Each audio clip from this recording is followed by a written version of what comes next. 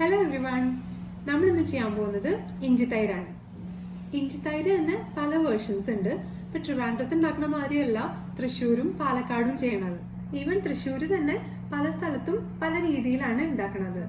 ഒരു പ്രാവശ്യം ഞാൻ എൻ്റെ ഫ്രണ്ടിന്റെ വീട്ടിൽ പോയപ്പോൾ അവിടെ ഇഞ്ചി തൈര് കണ്ടു. അത് വറുത്തിട്ടൊരു ടൈപ്പായിരുന്നു. പക്ഷെ ഇപ്പൊ ഞാൻ ചെയ്യാൻ പോകുന്നത് വറുത്തിടാത്ത, കാരണം എൻ്റെ വീട്ടിലെ അമ്മയൊക്കെ വറുത്തിടാത്ത ഒരു ടൈപ്പാണ് ചെയ്തു വന്നിട്ടുള്ളത്. അപ്പൊ അതാണ് ഞാൻ ഇന്ന് നിങ്ങളെ കാണിക്കാൻ പോകുന്നത്.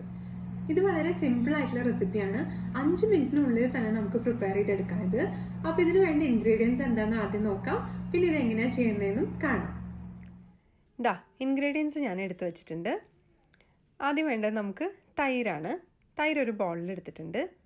ആവശ്യത്തിന് ഉപ്പ്, ഇഞ്ചിയും പച്ചമുളകും പൊടിയായി അരിഞ്ഞത്, പിന്നെ കുറച്ച് കറിവേപ്പിലയും.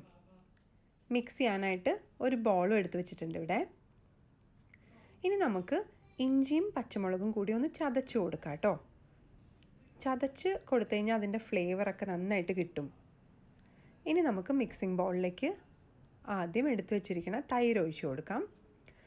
അതിനുശേഷം ആവശ്യത്തിന് ഉപ്പ് ചേർത്ത് കൊടുക്കണം.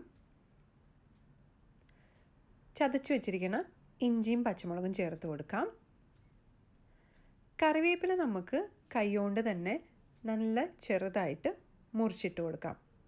കത്തി വേണമെങ്കിൽ നിങ്ങൾക്ക് കത്തി ഉപയോഗിച്ചിട്ട് മുറിച്ചിടാം കേട്ടോ. ഇനി എല്ലാം കൂടി നന്നായിട്ടൊന്ന് മിക്സ് ചെയ്യണം. അതിനുശേഷം ഒരു സെർവിങ് ബൗളിലേക്ക് ട്രാൻസ്ഫർ ചെയ്യാം നമുക്ക്. ദാ ഇഞ്ചി തൈര് റെഡി. അപ്പോൾ സിമ്പിളായിട്ട് ഇഞ്ചി തൈര് എങ്ങനെയാണ് ഉണ്ടാക്കുന്നതെന്ന് കണ്ടില്ലേ? ഓണൊക്കെ വരെയല്ലേ, എല്ലാവരും ട്രൈ ചെയ്തിട്ട് അഭിപ്രായങ്ങൾ അറിയിക്കണേ. Thank you for watching. By.